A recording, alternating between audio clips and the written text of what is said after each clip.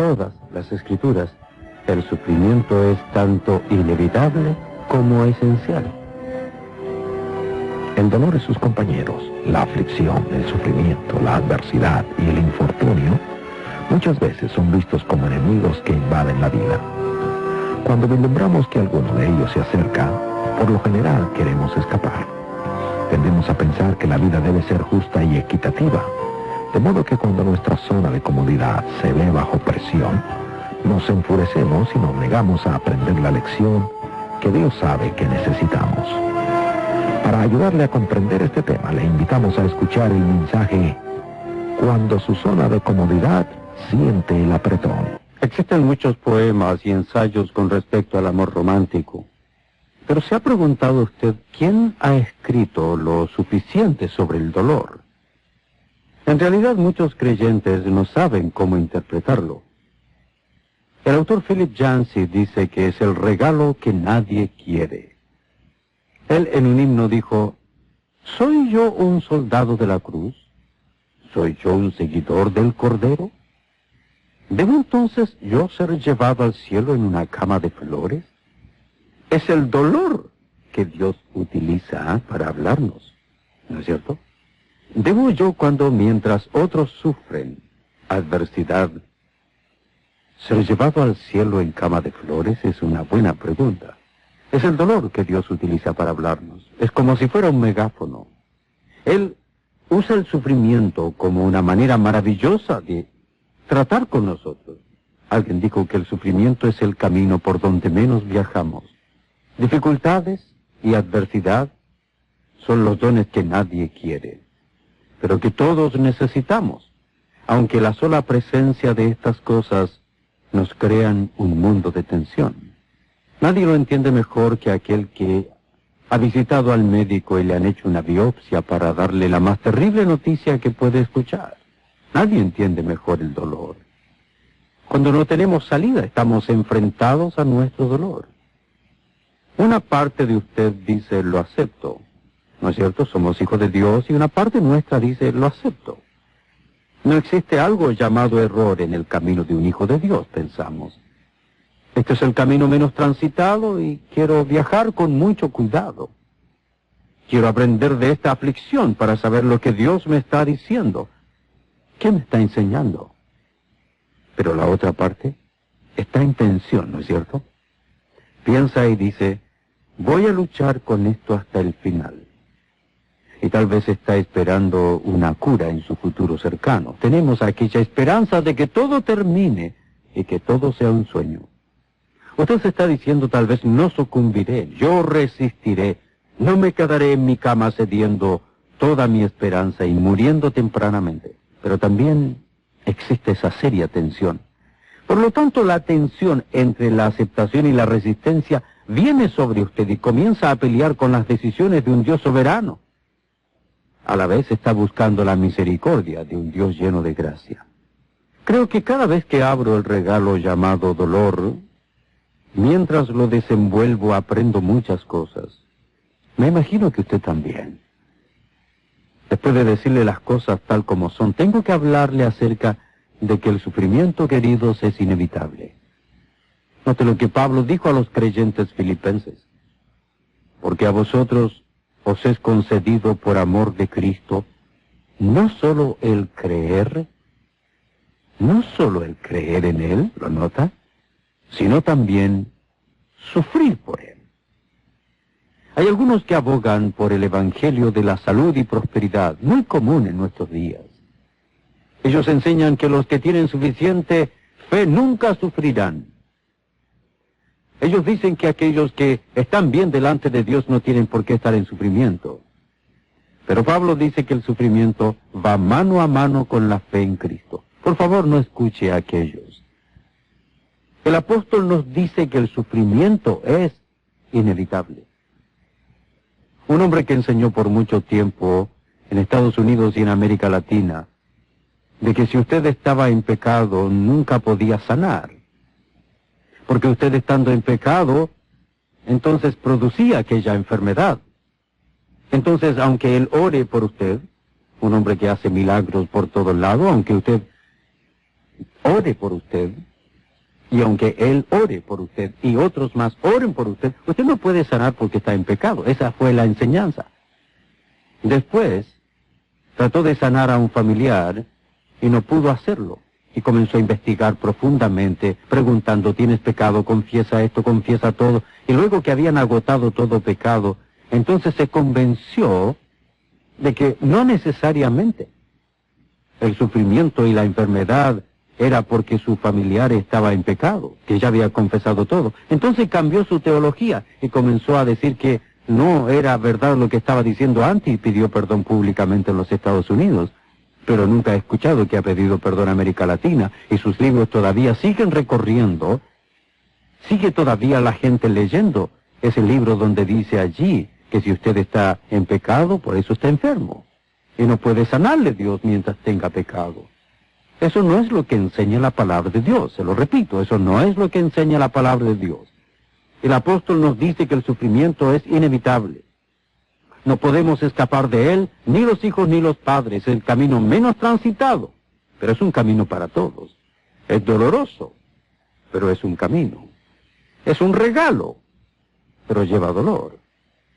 En Filipenses 1:27 dice el apóstol, solamente os ruego que os comportéis como es digno del Evangelio, para que sea que vaya a veros o que esté ausente, oiga de vosotros que estáis firmes, combatiendo unánimes por la fe del Evangelio, y sin dejaros intimidar por los que se oponen, porque para ellos ciertamente es indicio de perdición, pero para vosotros de salvación, y esto procede de Dios.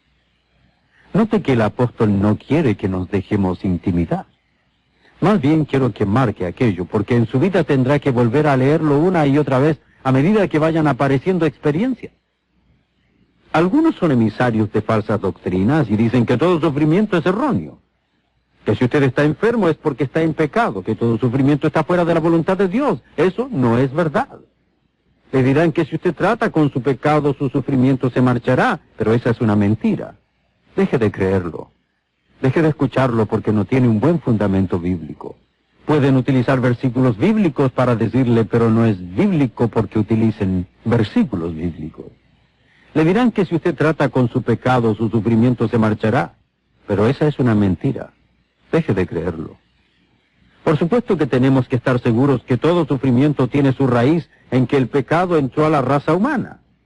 Pablo dice con claridad, a vosotros os es concedido a causa de Cristo no solo el que creáis en Él, sino también que padezcáis por Él. El sufrimiento es inevitable, es parte de la vida. Observen también lo que dice 2 Corintios 4, a partir del versículo 7.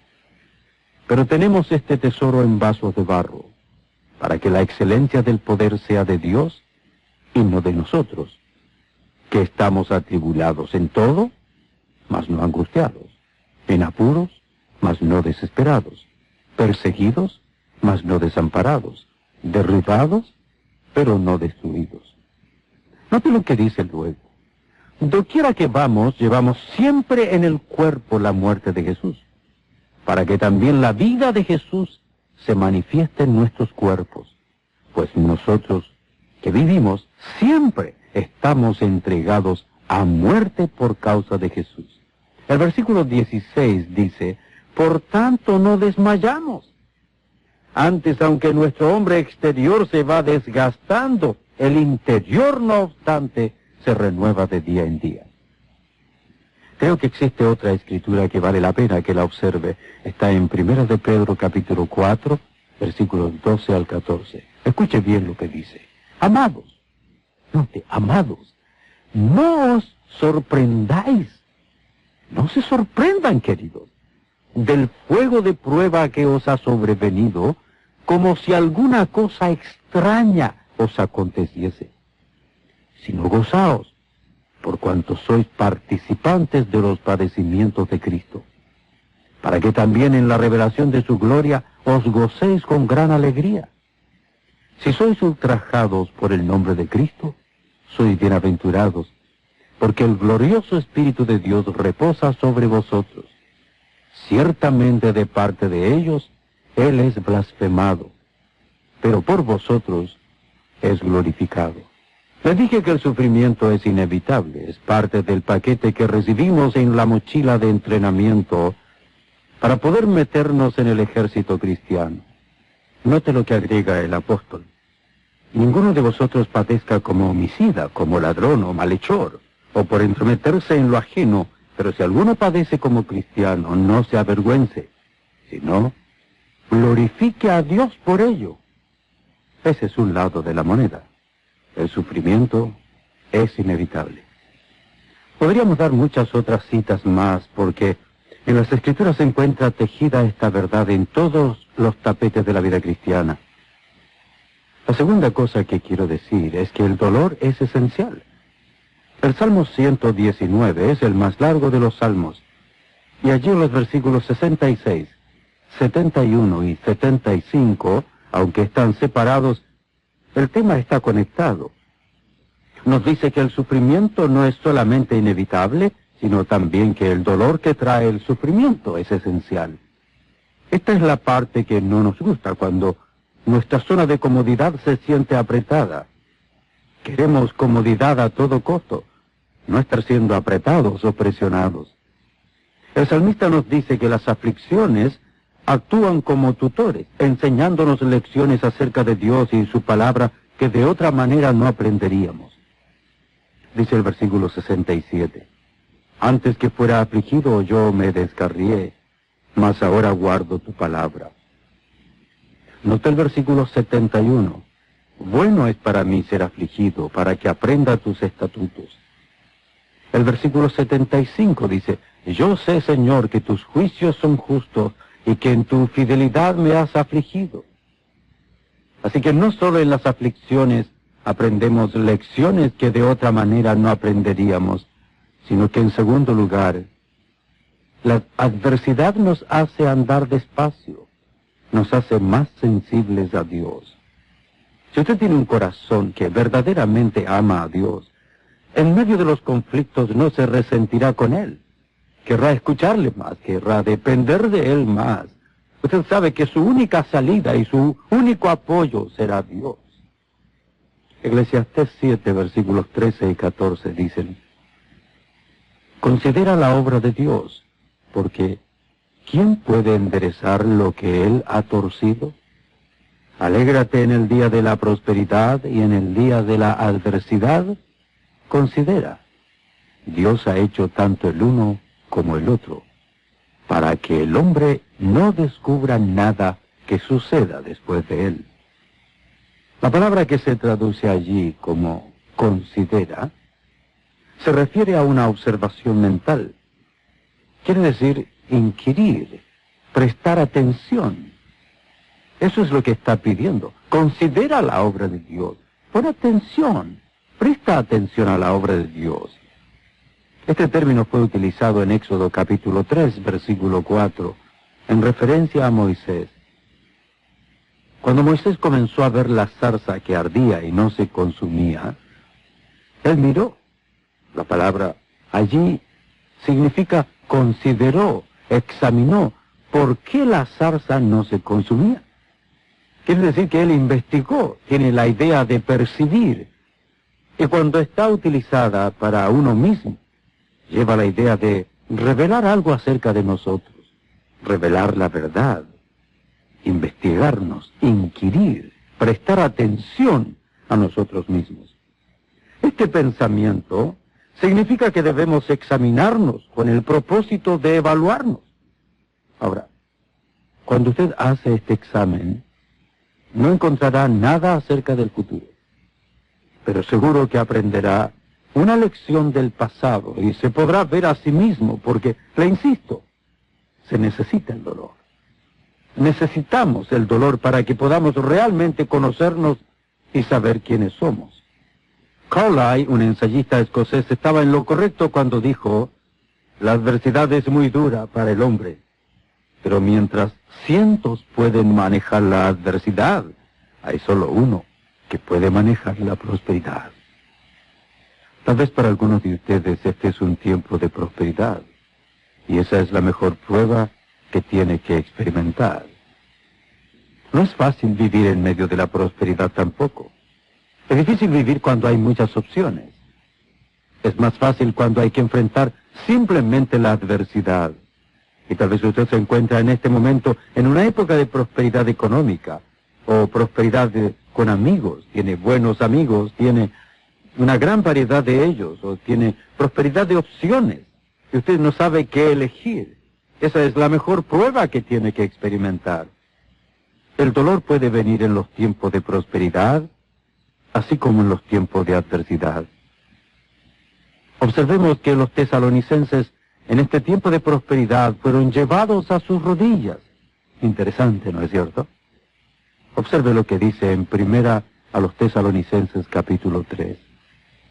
Observemos este ejemplo maravilloso que encontramos en la actitud apropiada que ellos eligieron. Un grupo de personas que estaban descubriendo en carne propia la realidad del dolor eran los tesalonicenses. Ellos no eran personas que simplemente estaban viviendo en un momento de tranquilidad y paz y ningún sufrimiento, o en un momento de sufrimiento sin tranquilidad y paz. Ellos estaban viviendo la vida normal.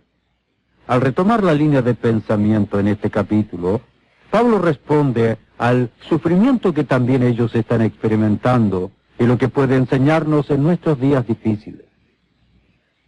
Lo primero que puede enseñarnos es una preocupación por las relaciones personales. Muchas personas, en medio de su aflicción y su angustia, en medio de su sufrimiento, tienden a separarse de la gente, y es lo peor que podemos hacer. Naturalmente que hay que saber elegir, hay que separarse de las amistades, de los familiares que pueden crearle a uno dificultades, o que son malas amistades, o que son mala influencia. Aquellos que son negativos, aquellos que nos critican permanentemente, aquellos que quieren alejarnos de Dios, aquellos que se burlan de nuestra fe. Naturalmente que no son los mejores personajes para buscar en nuestros momentos de sufrimiento. Pero tenemos que aprender a acercarnos a gente que mira la vida con una perspectiva apropiada. Personas que ven la vida como Dios la ve. Así que lo primero que puede enseñarnos una temporada difícil es una preocupación por las relaciones personales. Usted recordará que un desate de persecución obligó al apóstol Pablo a alejarse de los creyentes de Tesalónica. Él no quería hacerlo. Él era el pastor fundador, su apóstol. Él era aquel que les llevó el mensaje, la fe en Jesucristo. Y ahora él está separado, obligado. Siente que son huérfanos aquellos a quienes él amaba. Había sido obligado a alejarse de ellos. Debido a la persecución, debido a la aflicción, no podía seguir allí en esa tierra. Antes de estar listo para salir de allí, tuvo que abandonar el lugar. Se preguntaba cómo estaban enfrentando esa tormenta aquellos a quienes amaba. La tormenta les azotó y él tuvo que salir. Por cerca de un año o más se está preguntando, ¿cómo estarán ellos? ¿Cómo se sentirán? ¿Qué estarán viviendo? Por eso dice en el capítulo 3, versículo 1, por lo cual, no pudiendo soportar más, pensamos que era mejor quedarnos solos en Atenas, y enviamos a Timoteo, nuestro hermano y colaborador de Dios en el Evangelio de Cristo, para fortaleceros y alentaros respecto a vuestra fe. Note la instrucción doble que recibe Timoteo. La visita de Timoteo no era una visita turística. Recuerde que el apóstol está anhelando tener noticias de sus queridos tesalonicenses. Así que, debido a la oposición y al impedimento que tenía para poder regresar, decidió enviar a Timoteo, uno de sus colaboradores. Le dice, quiero que vayas para fortalecer a los hermanos y para alentarlos respecto a vuestra fe. La palabra griega para fortalecer quiere decir respaldar, establecer. La palabra lleva a la idea de poner un contrafuerte como apoyo.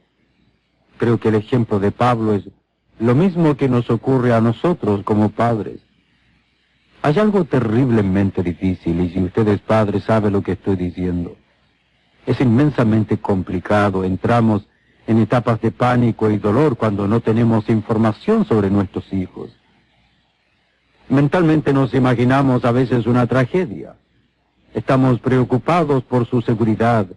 Los amamos, nos interesan, nos preocupa qué es lo que ocurre con ellos. Así exactamente se sentía el apóstol Pablo.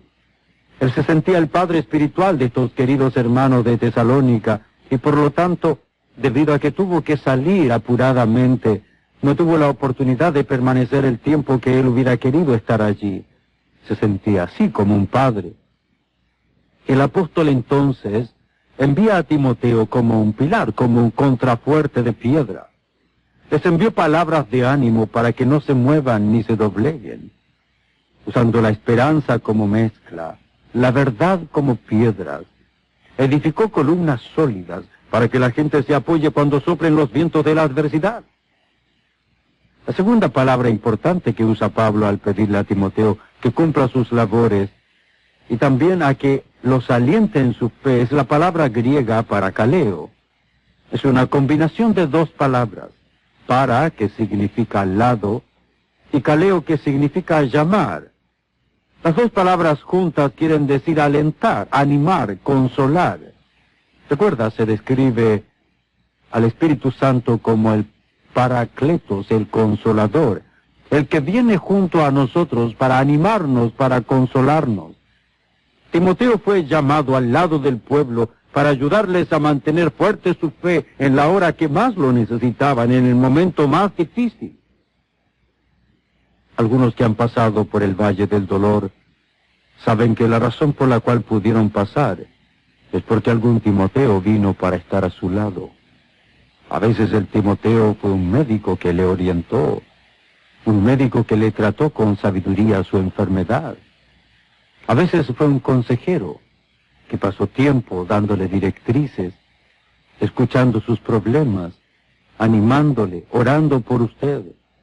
A veces el Timoteo puede haber sido un pastor que pasó tiempo con usted, que le dedicó parte de su vida, que le dedicó horas de su ministerio. A veces un vecino, a veces un hermano de su congregación, un familiar, a veces sus hijos o muchas veces sus padres.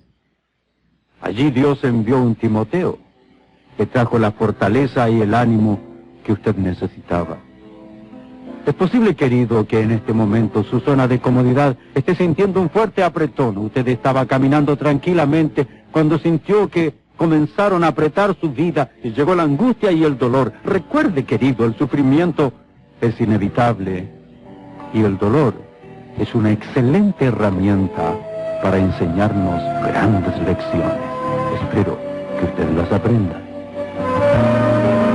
Yo quiero orar por muchas personas que en este momento están enfrentando la difícil experiencia del sufrimiento, especialmente aquellos que no te conocen, aquellos que nunca te han aceptado como Salvador y están enfrentando conflictos solos. Oro por los enfermos, pues tú dijiste que estas señales seguirían a los que creen en tu nombre, y como siervo tuyo te pido que hagas un milagro y sanes a muchos en este momento. Oro para que otros en medio del dolor recuerden que tú eres el sanador, el consolador y el salvador. Oro también por los cristianos que están sufriendo, para que no solamente aprendan a depender de ti, sino que les des la gracia para soportar o hagas un milagro, si así lo has determinado soberanamente. Gracias por tu protección, gracias por la vida que nos das. En el nombre de Jesucristo nuestro Señor. Amén.